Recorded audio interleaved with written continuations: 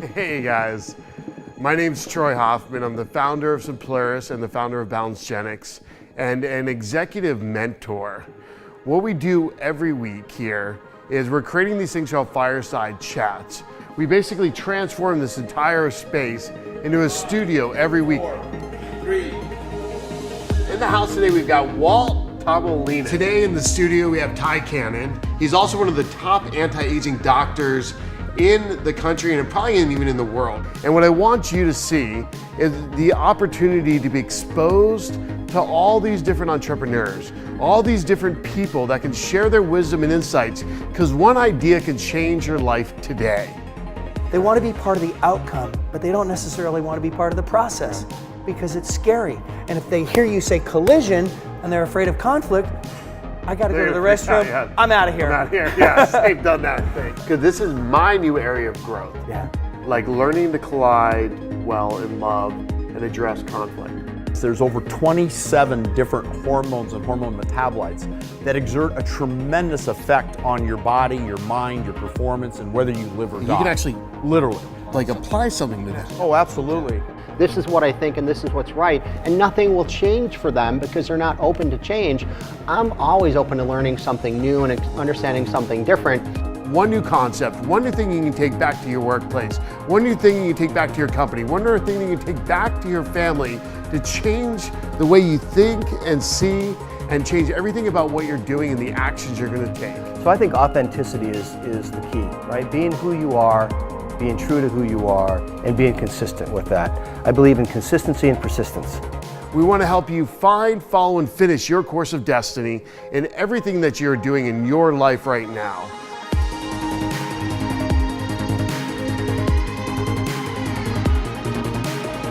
All right, folks, welcome back to the Fireside Chats. Today in the house, we have Jason Reid.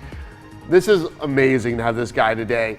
This guy has built some amazing companies. His heart is pure as heck. He's a dynamic coach. He's a dynamic entrepreneur, dynamic family man.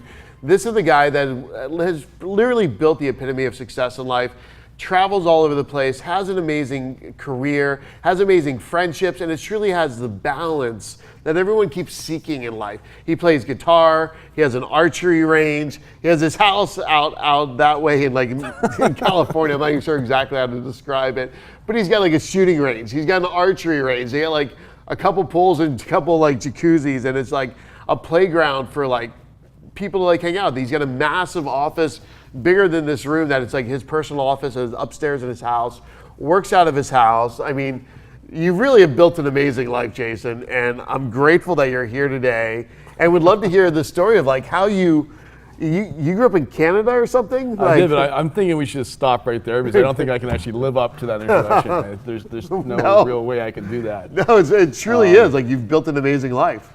I have. I've been very fortunate. I've got a lot of amazing people in my life. I have amazing partners. Yeah. I've got amazing relationships, and that's kind of what's allowed it to happen. It hasn't been me. It's not. I didn't do anything special, besides making sure I surrounded myself with amazing people. Yeah. That's really how it works for me. Yeah. And you grew up in where? So I grew up I was born in a small town in Ontario called Sudbury, a mining town. Uh-huh. Lived in Canada till I was, I left Canada for a job in California on about 4 days before my 22nd birthday. Wow. And I arrived in the States on my 22nd birthday with about $60 in cash left. No room left on my credit card. At 22? At 22, on my birthday. I went out and bought a bottle of Bailey's and a bottle of whiskey to introduce myself to my new roommate. And that's awesome. I had a job, had a visa, all that kind of stuff, but I had no money. I had nothing. Yeah. I had absolutely nothing. And then I started working hard and built things up from there. So how old are you now, Jason? I am 51 on the 29th of September. So this is basically almost 30 years now. Yeah. Since you started this journey. Yeah. Now you came to the US, what were you doing? And then how did you start building all these companies and manifesting this life out of curiosity? So I originally started in the student painting business, so college students painting houses in the summertime. And I was working down here for Mark Moses, who owned the company at the time. And by 1993, he and his partner had split up, and my partner and I bought the original rest of the company. And So we started in that business in California, in Orange County. We were employing college kids painting houses. We expanded that business across the United States. And today we're sitting here, it's our 25th anniversary of that business coming up this year. Wow. And that business operates in about 20 different states, employs a couple thousand college kids every year, and they have an amazing experience learning about business. Wow. So you have almost 2,500 employees at the peak. Every season, yeah. Every season, Yeah. like the total number of employees at one point goes to and that's- 2,500. Yeah, and how old were you when you got in that business and took it over? So I started in that business when I was 19. I was 25 when I took it over. And Wow. and then after that we expanded into a company called EmpireWorks. When you took it over at 25 with your partners and Yeah. everything, how big was it then? Oh, we were just in Southern California. Got it. Yeah, so 300 people or something like You'd have 300 people. It would that. ramp At the up peak to of the that season, many. yeah, maybe 300 Wow. people, but yeah. That's incredible. Yeah. And then, so you were there at like 25, and over the last 30 years, you guys have expanded. You have EmpireWorks. Yeah, you guys have. we do. We have EmpireWorks, which is a company that does reconstruction and painting for larger scale projects, and that's where I spend most of my time now. And that's across 10 different markets in the States, and that's full time, but there's like 500 full time people there, and we do amazing jobs. We're from California to Florida. It's kind of fun and expanding. That's so rad. Yeah, and then we've got another business now that is Home Genius Exteriors, which is year-round exterior renovations for single-family homes. Oh, wow. Yeah, so how long ago did you start that company? that company has just started up in the last 12 months. That's And that's amazing. going to start expanding across the country because that's kind of what we do. We find a model that works and then we take it across the country. So you've got 4 different entities right now you're running? Good question. We also have we have another business that does wood repair and such on the college group side. That's right. That's So crazy. there's 4 businesses there. That's awesome. Yeah. So here's one of the first things, ready? So, and I want to point this out. So Jason also has a friend, Mark Moses, right? Catch this. This is crazy because they've been buddies since, how old were you guys? Well, since I came to California. Right? So you were 20? He hired me to come to California. 22, 23? Yeah, I was 22. Yeah. 22. So they've been friends since 22 years old. Yeah. And then Jason and his buddies took over this company called Student Painters, right? Yeah, CollegeWorks now. Yeah. CollegeWorks now, and took it over and then ramped this thing up, and they built all these other companies over the last 30 years. So one of the things I'd love to tell people about is, what was your life like as you're kind of building this thing out and scaling it up and kind of growing the company? What was your time like? What really made you, because you're starting with kind of nothing, and you're kind of working your ass off to make this thing happen. So how long did it take till it stabilized? What did your life look like during that time?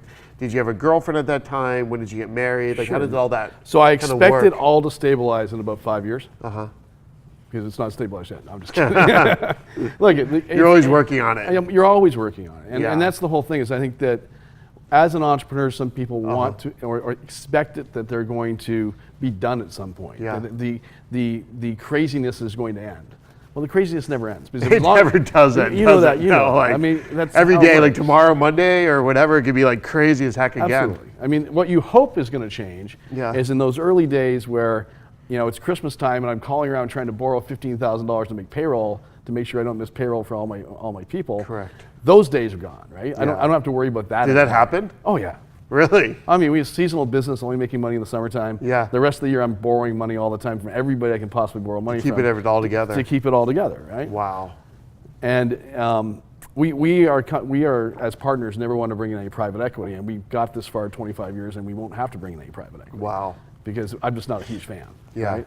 And that was one of our big goals. So yeah, those early days were all about how do you keep this together, how do you keep working, and I just got married that same year. So it was my 25th wedding anniversary last week. Oh my God, that's So awesome. we well, you just got remarried again. Like you Same hired but I mean, same woman, but you guys renewed your vows on the beach by yourselves. Yeah. With just a priest? Yeah, I went down to the Hotel Del, got a pastor to come in, and then I found a 20-year-old girl that looked like she knew how to use a cell take phone. selfies. Yeah. And I hired her for $20, and then she took the pictures, and that was just you and your wife. just me and my wife. I love that story. I think that's awesome. The pictures were great. Yeah. So yeah, but if you go down the whole idea of like, what was it like in the beginning? Well, I'm newly married. The business is brand new. It's doing like $1 million or something like that, right? It's like not a lot, maybe $2 million. Small amount number. And just trying to find a way to make it happen. I didn't know anything about business. I dropped out of college. I don't have a business degree. Yeah. And my partner and I are just trying to make it work. But from day one, the thing we've always focused on is people. Yeah. Right? How do we find the best people? How do we make sure the best people want to be with us? Yeah. How do we make our culture special enough that people want to come back, that people want to stay with us? And what are some of the things you did to actually do that, to find the best people, to get them to come work with you guys, to pour into them, or to build the right culture? What did that process really look like? So it's the same process now that it was 25 years ago. I'm constantly talking to people. Yeah. If my role today is not to run my company. There's Yeah. people that run that company, right? Yeah. All the companies. Correct. My role is still, though, finding the best people in the marketplace Yeah. and making sure I know what they want and can I fit them in here. Yeah. So I go out of my way when I find good people. I'll fly out, I'll meet them, I'll have dinner with them. Yeah. I'll show them why they want to be here. Yeah. I really sell people on our culture. Yeah. And then from a culture standpoint, why is our place special? Well, it's a family, right? If it's a fun place to be. Yeah. I will only, here's how I look at it. If you and I are sitting down for a job interview, I'm constantly thinking about one thing. Yeah. Would I hang out with this person, enjoy dinner and sharing a bottle of wine, and look Correct. forward to that? Yeah. Right? And if the answer is no, then I You don't don't care want how them on the smart team. you are. You're not a good fit. Yeah. Because if I'm not going to enjoy hanging out with you, no one else is going to either. Correct. Right? Because we do a lot of that kind of stuff. If you take Yeah. a look at that CollegeWorks company, we are taking 300 people to Cancun. I guess first week of October. All the top 300 college kids are going to Cancun. Wow. The first week of October. We've done that every year since we started the company. Now, we so weren't awesome. taking 300 back then, right? Yeah. But that's part of our culture. We have a Correct. big awards seminar show down there. All Yeah. the top kids are going down there. I go down there. My partners go down there. Yeah. And then we follow that up in January, where we're bringing 200 of them My back. buddy Kirk was like stoked that his son loves your program. great. You know what I mean? Yeah. Yeah, it's pretty funny. So. And so that was 200 people will go down to Orange County to hang out here for meetings in January, and then those same 200 will go to Vegas in April. So that's part Wow. of our culture. Right? When you can go to a college Yeah. and go, it's not just working here and painting houses, because who really wants to paint a house? No. Nobody wants to paint a house, right? But you're going to learn about business. You're going to hang out with amazing people, and you get to go on all these trips. So tell people about like what the program is. Like, what is CollegeWorks? How does it work? Like a quick 1 or 2 minute synopsis of like real simple. And like teaching, because so my buddy Kirk Etkin, his son, Kirk's our payroll company. We've worked with him for years. We do millions of employees through his organization, through some of the disbursements of class action lawsuits. Yeah. His company is the one that kind of helps facilitate that with all the different agencies around the nation and the IRS. His son loves CollegeWorks. When I was talking to him, like Kirk's like, oh my God, yeah, my son's like actually excited to be an entrepreneur right now because of this program. So please share. Well, it's real simple. We'll go find college kids on campuses who want to run a business for the summertime. And then we train them on how to actually run the business. We show them how to market, and it's door-to-door marketing, right? It's the old school stuff. Go knock on doors, say, can I paint your house? And people say, sure, come give me an estimate. We show them how to estimate those jobs, how to sell those jobs. Then we teach them how to go find painters to go paint those houses. Yeah. So they run a small painting business for the summertime. It is It's so awesome. It's the only program out there. Like I wish I would have allows- mentorship like that. Like how do you build a business? How do you launch one? Like really found it when I was younger. The Like kids it would have been a huge lifesaver. Like that's why coaching and mentoring is so effective. And Jason here has put up with me. He was my coach for the last 1.5 or 2 years. 2 years. Working with me as a CEO coach.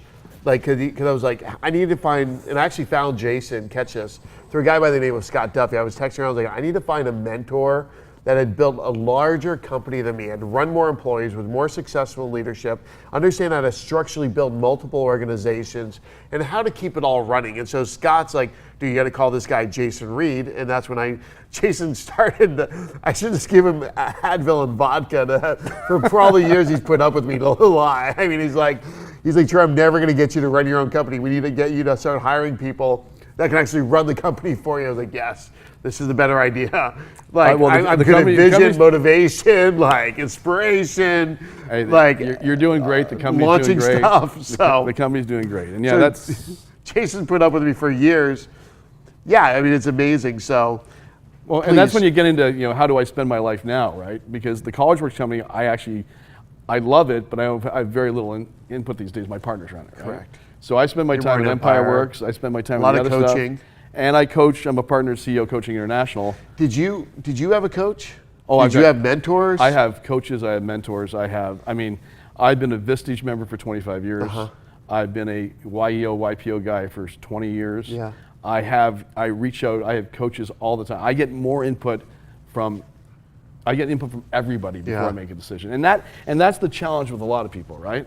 Is that they're entrepreneurs, they live in this bubble, they're running their business, they've got no one they can talk to. Correct. And they go and they try to make decisions in a bubble. Now you're an EO guy, you understand the value of all Not that. a good idea. Making a decision in a bubble by yourself, just never. That's why coaching and mentoring, like even a guy that's this successful at this level still has coaches, still has mentors, still has people he spends a lot of time with in his groups, getting consultation from. This is why coaching and mentoring is so important. Catch this, keep going. Well, I dropped out of college, right? But I just wasn't that way inclined to learn. But I knew this, that there's no way I could build my company and do what I want to do unless I continue to learn, right? So I've spent probably $1 million in my life on EO and YPO and Vistage, and coaching and coaching, just trying to learn. Right? I have a coach for everything. I've got a vocal coach. I've got a guitar coach. I've got a documentary film coach, which we'll talk about in a bit. I go and find out the best people, and when I'm coaching, like my story with you is always the same. Correct. I'm the most inexpensive partner you'll ever have because I'm not taking your equity. Correct. But you're going to run every decision together with me. Correct. And we're going to talk about them together. Correct. And that's the value of finding coaching, right? Correct. And that's what people need. 100%. Right? And I love that because when you talk about what really turns me on in life, it's the relationships. Right? When I work with you and I know that we're making a difference and you're seeing stuff a little differently, and I learn from you at the same time because you have so much that you do that's different than me. I mean, it's almost not fair because you give me about as much as I give you, right? But I learned so much from that coaching experience. So right now I coach, 17, 18 people around the world in various businesses. This is extremely high-end coaching, guys. Like the cost is more than what most people would even realize for coaching out there. Like, this is the highest level in coaching, and it's so laser and it's so targeted, but it's so critical, and that's what I'm so grateful for. Like, you're just super kept pounding me in the one areas, because there's areas in our lives that we will just avoid because it's too painful. We will avoid because we don't think it's that important, and we'll avoid because we just don't want to deal with it. And that's where the coaching is. It keeps knocking you back on course and saying, you've got to go this way because this is what I'm seeing for you, and you guys keep going through it over and over and over again to make sure that you're going in the right direction and accomplishing what you said you wanted to accomplish. And that's the other key thing, is keep you constantly going inwards so you accomplish that which you say you want to accomplish. And that was what I got out of the coaching. Yeah, we're not and for some of the everybody. conversations were super in depth too, really stuff you wouldn't even know about in business unless you'd have that conversation. And that's why CEO Coaching International, that Jason's a part of, is a huge organization now. They were just on the Inc. 500 list for fastest growing companies in America. And they're a consulting company. And some of the people that work there that are part of it, they're all just a bunch of guys that have built huge companies that had exited at some point, are still running them, that are now spending their time coaching the next generation of entrepreneurs. And that's really, it's an amazing organization. It's thank you. Yeah.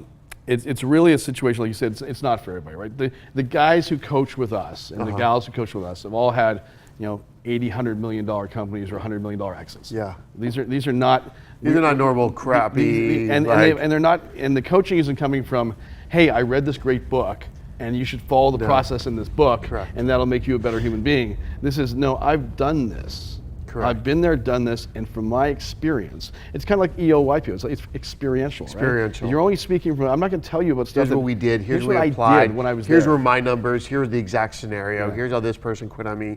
Here's how I had to fire my best friend. Yeah. Here's how I had to fire my accountants, my CPAs, all the drama that goes on in life, because it's an emotional roller coaster. This life is definitely an emotional roller coaster, ups and downs, and how do you make the decisions, and all these different crazy situations, and what do you do? You know, and that's the kind of the crazy part of it. So you're building this business, you're doing the coaching thing, and all these things are happening. So how have you kept balance in your life? Like, how have you managed working so much? Like, what do you do? Like, last week we had Walt Tomolinas talk about he does meditation. Yeah. That was one thing he came across in meditation. I know, you know, you spend a lot of time with the family. You've poured, you built this house around the family, basically. Yeah. It's an amazing platform or property. You play guitar, you're constantly going on vacations, you've been able to maintain the balance and everything else. And how have you maintained that balance? And what does that look like over the last decade of your life? And what have you done to keep life fun and not burn out, not get bored? Like, so I mix it up a lot. Yeah. Right. I'm the guy that likes to go to bed at 9:30 or 10, and I'm up at 4. Yeah. And I start coaching at 5 in the morning because I have guys on the East Coast. Wow. And that's my normal day, right? And I work on the weekends, but I also spend a lot of time with my family because I work from home. Yeah. So when I shut it off, I'm down, we're having dinner, we're with the family, it's a family dinner, no phones, no electronics. You've been doing that for how long? Oh, for my entire, that's just the way it is. I mean, That's I wrote awesome. a book called Dinner Conversations. Yeah, it was great. Which was just all about the funny stories that come up at dinner Yeah. with my family, right? And so from a balance standpoint for me, I like to try different things. Yeah. Because all I did was laser focus on work. Correct. It's not the way I want to be. No. And I want to try new things. Yeah. So I've written 7 books, none of which are necessarily worth reading. You know, a couple of great kids books for for young kids. Yeah. The Dinner Conversations book, a business book, a novel. You get another book you're working on. I've got another now? book I'm working on right now. Come out next year. Yeah, it's coming out next year called Business is Easy. Yeah. It's basically it's a fun book because you take the 100 things. Business is easy. We make it hard, right? So it's basically saying here's the 100 things. If you just did these 100 things, business is actually easy. And the problem is we don't do the 100 things, right? We don't do the 100 things. Yeah. So this book is not like. So there's 100 things to do in the book or something? Yeah, it's 100 things to do. So instead of a normal business book that says hire slow, fire fast, and then 10 pages about examples of that, Yeah. I say that to you, you know that, right? You know what it Correct. means. Correct. We don't always do it, No. right? But you know what it means. You don't need an explanation. No. So this is hire slow, fire fast, Yeah. and then a really fun illustration to stick it in your brain to remind you. So it's Smart. 100 things with the do this and a fun illustration. It's funny. It's a picture book for adults. Yeah. It's the simplest business book you'll ever read because you can read it in 20 minutes. Yes. And get massive amounts of content out of it. That's So awesome. That's an So example you of balance. wrote books, you have a dinner every night with the family. Yes. Do you guys go, how do you fit in vacations with work? I don't draw a distinction between a vacation and a work day. You know, a lot of people would disagree with me, right? But it allows me to take a lot more vacations. Yeah. So I've got a cottage in Canada. I go up there. I'll work a couple hours in the morning. I'll get up before You have a everybody else cottage does. in Canada? Yeah.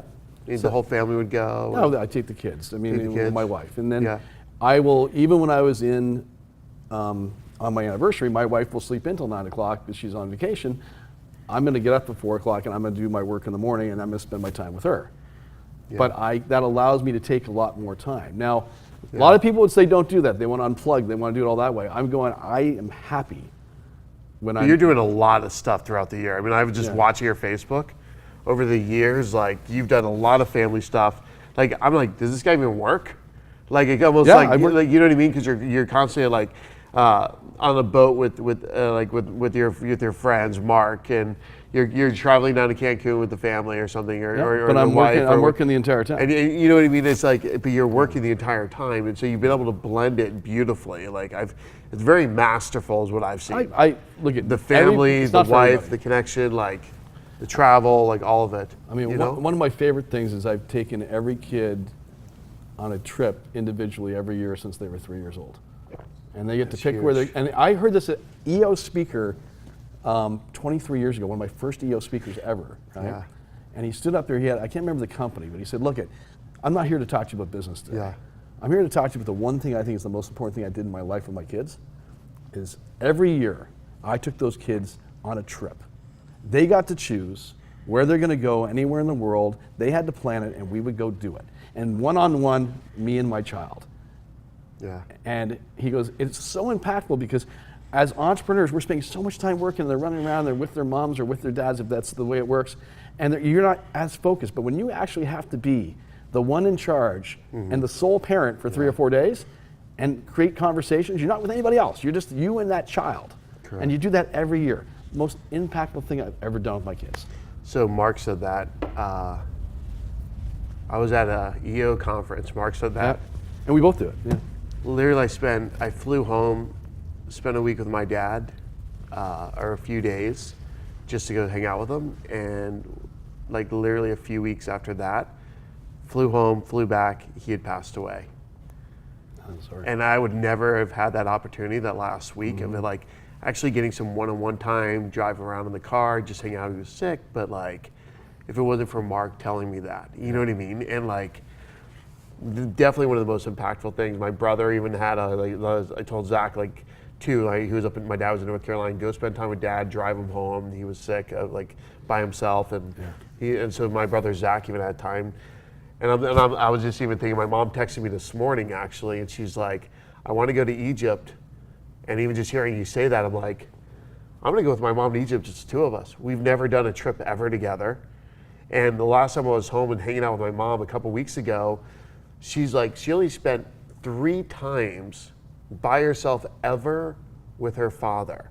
Wow. 3, like one of those was getting ice cream, one of those was like a ride home from school or something, and one was like going to the store one time to buy her a dress or something one time.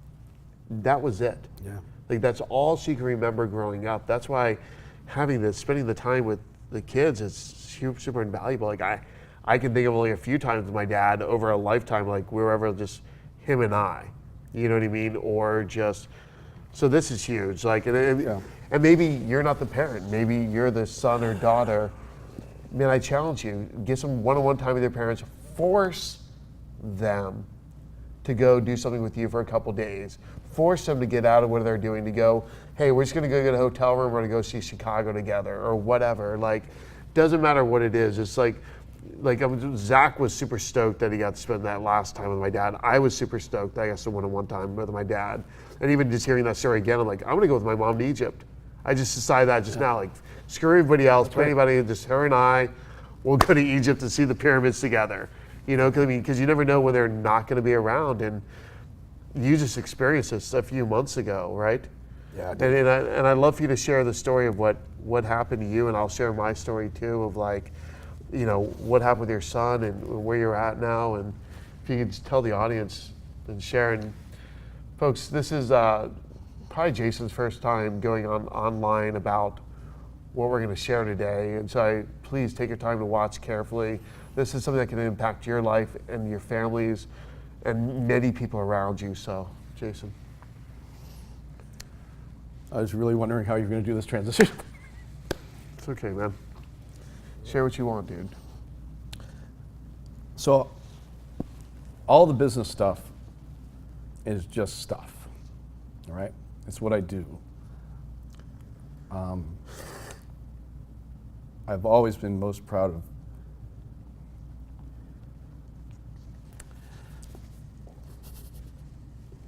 It's okay. my time as a dad. Let it out. And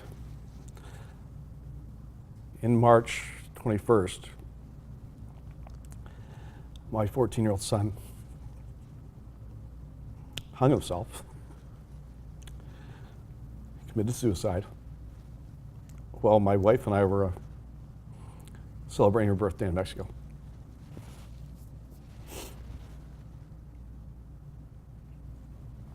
And that really changed everything in my life. Yeah. I mean, I can still do what we just did, that whole talk about work, because I can do that. I can flip into work easy. mode, right? You've done it Because for I've done 30 it for years. 30 years, and it's what I do. But the real stuff is what happened. And then the conversation, what do you do next, Yeah. right? So it's been 5.5 months. Yeah. And I've got my 22-year-old son, my 19-year-old daughter, my soon-to-be 17-year-old son, and my wife of 25 years. And never expected this to ever happen to us. Ryan didn't show signs of depression. Yeah. I had 4 kids. And if you ask me who would have potentially done this, Ryan would be last. Grumpy teenager from time to time. Sure, he had Crohn's disease and he was a little grumpy, but less grumpy than the rest. Yeah. But he didn't view life through the same lens that the rest of us do. Yeah. And I didn't know it. He texted us all. He planned this. He planned in advance. He had texts written out that went to each of us 1 minute before he did it. He had a letter that talked about why and how and all the thoughts he did and why. And I mean, I had no idea how dark he was. Yeah. And so now it becomes, well, what do you do? Yeah. Right? What do you do? Because it's easier to say, well, I didn't see it. There's no way I could have seen it, and there's nothing I could have done about it. Yeah. But I live in that whole world of extreme ownership Correct. book. The whole, I believe that, right? And I have to own the fact that I missed it. That doesn't mean I'm going to wallow in misery for the rest of my life. That's not who I am. You're not owning the shame, the blame, the No, guilt. it's not. There's guilt, Yeah. but I don't think shame helps, right? Yeah. I don't think blame helps. No. I think it's what do you turn it into once you have to say, okay, How do you utilize how that do you energy utilize it? And after it's occurred? And I brought some stats because I've done a lot of research and I'll tell you what I'm working on. But I have these just because Please share. they're from the CDC Yeah. and I'm not just spewing stats. I'm going to Correct. see that here's real Yeah. stats, right? But well, let's start with here's some things that people don't know. And this stat's not on here, but 500,000 kids a year attempt suicide, and over 5,000 succeed. That's a staggering amount of children. And to give you an idea how staggering it is, suicide rates from 10 to 14 years of age, which seems crazy to me, but 400 kids a year. 5,700 from ages 15 to 24, and from young adults from 25 to 34, 7,300 kids a year commit suicide. Wow. Now you can say, is that a big number, a little number? It's the number 2 cause of death of kids in that age bracket for all of them. Yeah. The number 2 leading cause of death.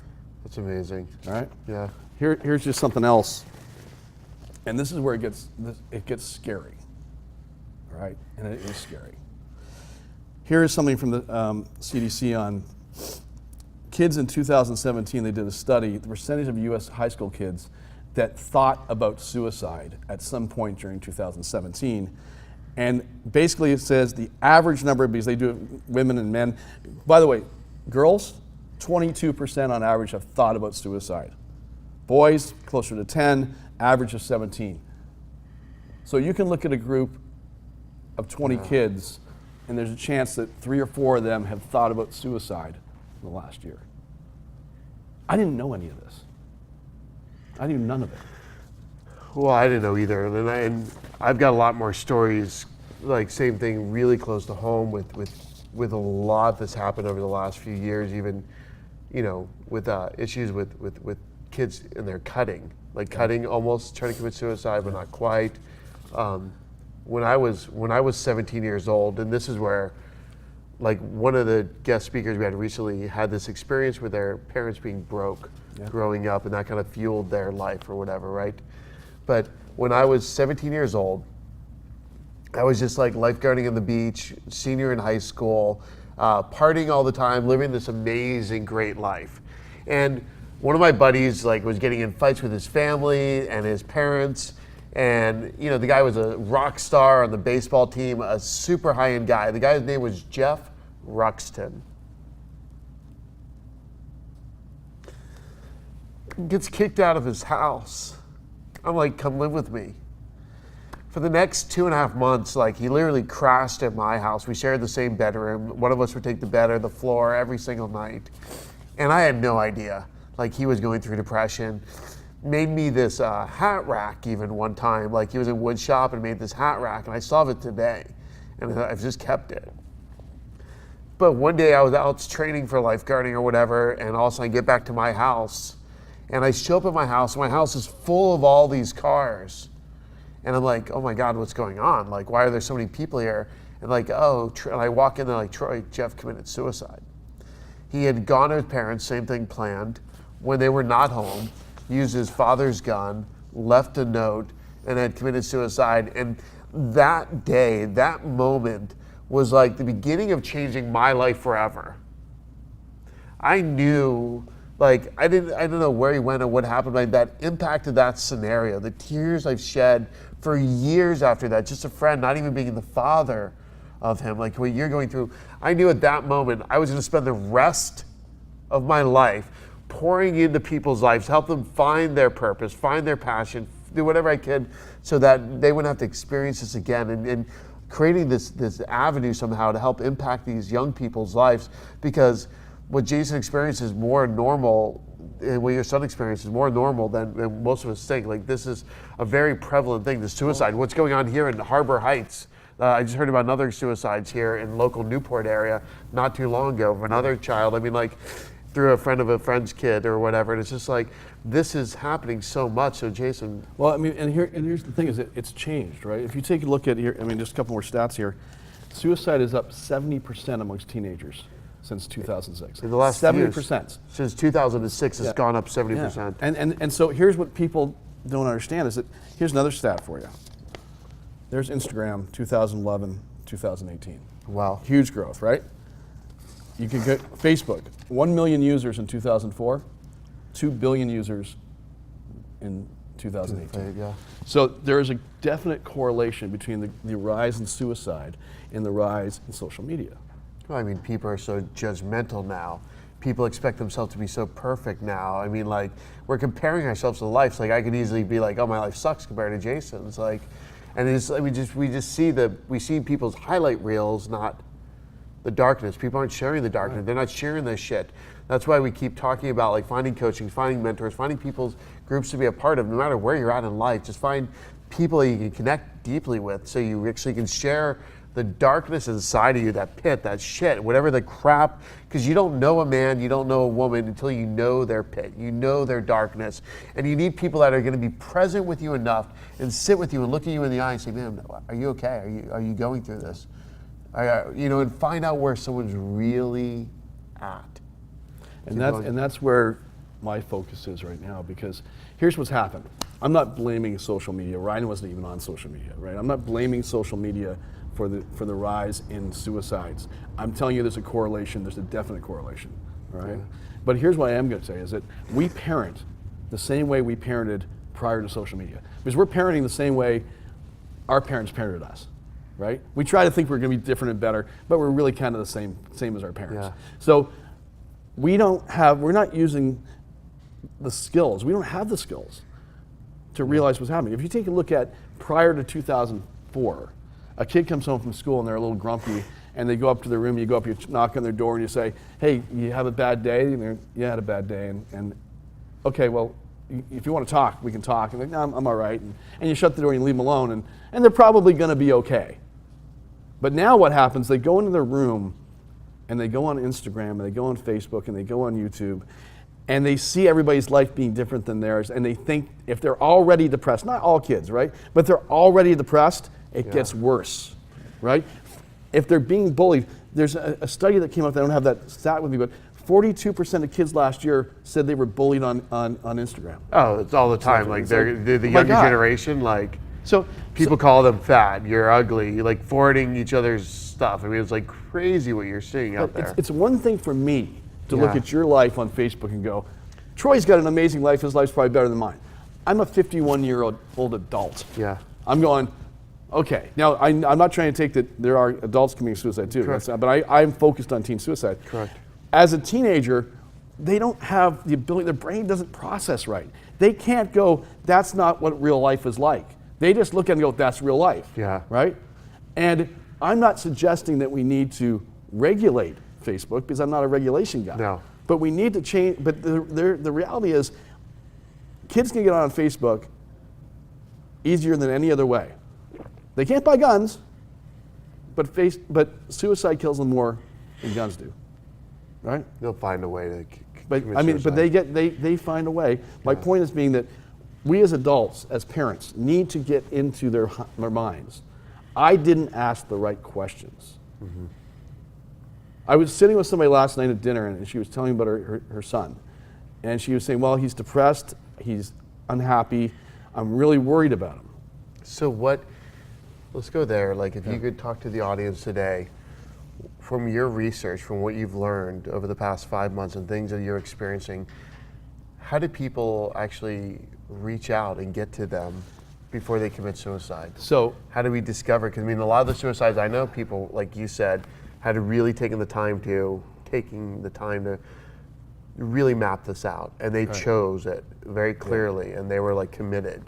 So here's what the same thing I told my friend last night. I said, have you asked them if they've thought about suicide? Have you asked him if he's thought about hurting himself? Have you had that conversation? She said, no, I haven't had that conversation. So it starts with that conversation. If you see your child withdrawn, if you see your child spending more time in the room and on their phone than normal, if they seem depressed, if you see a change in them, you need to have that conversation, because you can look and go, my kid would never do that. I was that guy. Ryan and I were extremely close.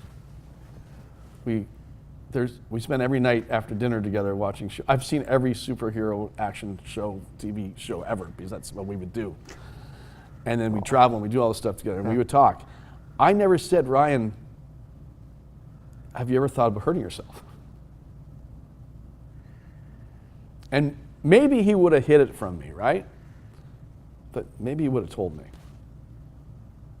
And so it's about changing our skills as parents to ask deeper, to go, if your kid's on Facebook and they're depressed, you need to be on their Facebook account and check it out. You need to look at their Instagram. Yeah. This whole idea that they need to have privacy, they don't need to have privacy. They're not 18, right? Yeah. We as parents need to do more to ask the deeper questions. This is an epidemic. Yeah. And I have spent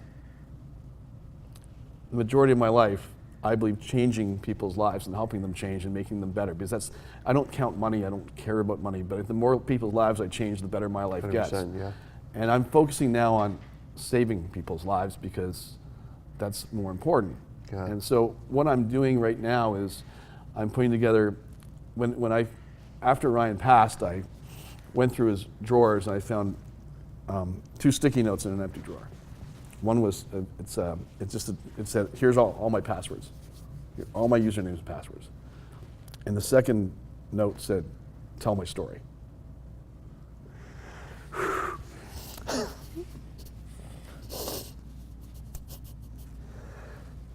I felt that.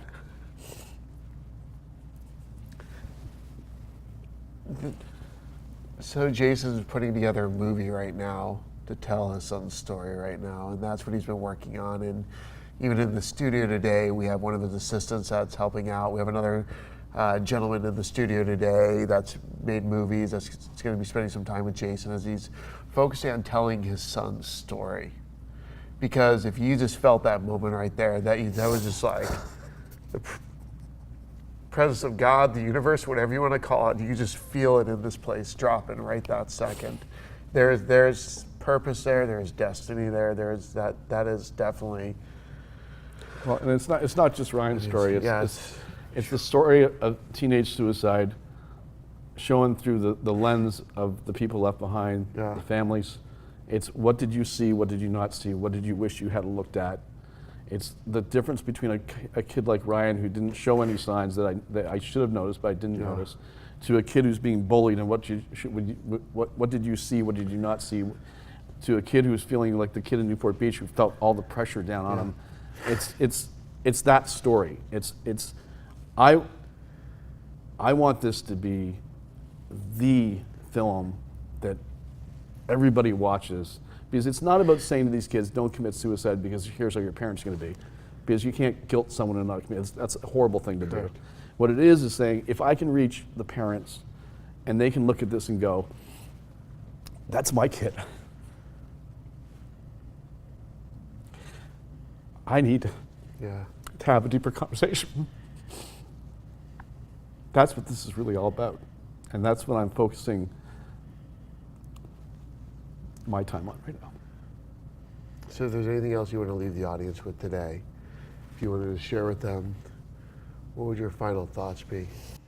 Of things they can do to help the people that may be thinking about this. Maybe someone out there is thinking about committing suicide right now. You know, what would you share with them? To anyone who's feeling depressed and feeling like there's no way out, I implore you,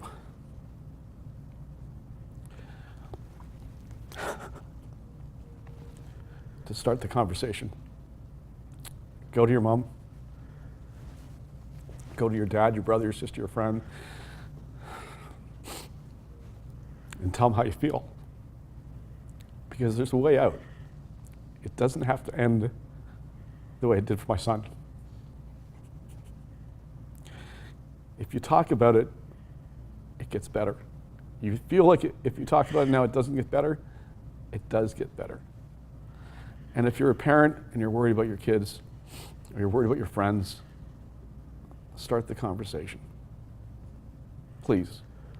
And if you want to talk to me, you can email me at jay@tellmystory.film. That's jay@tellmystory.film. And we're in development now, and we're going to be filming next year. And I just we want to make a difference. I know you will. So folks, if you want to reach out to Jay, you can. Reach out to me. Reach out to somebody. There is a future waiting for you that's amazing out there. There's a hope and a future for all of us. If we're going to choose, life can be crappy, life can be hard, life is going to be shitty. There's going to be so much fucking drama we're going to deal with. There's going to be so many problems, so many things that are going to hold us back. We're going to be dealing with sickness and disease and all these problems, but there is definitely a hope and a future out there if you're choosing it. There's a reason for you to live. There's people that are counting on you in the future here for your life. There are people out there that want to see you succeed. There's people that want to help you. There's people that want to give to you. You are more loved than you will ever know. You are more cared for than you will ever know. People want to pour into you and hug you and embrace you and tell you how fucking amazing you are. There are people all over this place that need you and need your gifts and need your talents. And there's people's lives that are going to be impacted because you are alive, because you chose to live and you chose not to die, because you will leave a legacy. You will leave a positive legacy, and you will have people that will have their lives changed because of your story. So, Jason, I am grateful and thankful that you're here today. Thank you for being a part of this. I'm so stoked to see this movie and see where you go with this and the lives that you are going to change because of all this. So, appreciate you being on this show. And folks, please to follow Jason on like maybe well, Facebook we've got Twitter, Tell My Story Twitter accounts. We've started up Instagram. We're starting the social media push right now, and Tell My Story. I'm on LinkedIn for anybody who wants to go there. You can find me on Facebook, and we'll start the full push right now. So folks, follow Tell My Story on any of the social media sites. And Jason, thank you so much for being a part of it. And folks, thank you for being a part of the Fireside Chats. Go out there today and find one person to pour love into. Go hug somebody, have the deeper conversations. Find out the pit that your kids are in, that your parents are in, that your friends are in. Really take the time to dive out and say, man, are you actually doing okay? Are you okay? Where are you at? Are you? Because you'll see some depression maybe, or I don't know, maybe you don't, but have the deeper conversations. Find out what it is going on in their life. What's really going on in your life? How's it going? And listen, and you'll feel something. You'll feel something inside your spirit that'll reach out. And so I challenge you today, just go and love somebody and pour love into as many people as you can. If I say one final thing is that we started this whole conversation today, happy-go-lucky, here's life, here's business. It's not easy to do this. It's easier for me to live in that space. Right? Correct. What do I want to do? I want to go back to that space and live in that space. Correct. Right? This film has to be done. Yeah. And it's extremely hard to do. And I want you to think about that when you're going, I don't know if I can have that conversation with my kid because it's really hard to do. You have to do the hard stuff. I have to do this film because it needs to be done. It's hard, it's not easy. I don't want to do it, I have to do it. You have to have that conversation with your kids, no matter how hard it is. That's good. So folks, thank you for watching, and Jason, thank you for being a part of it. Love you, man. Love you so much. Thank you, folks.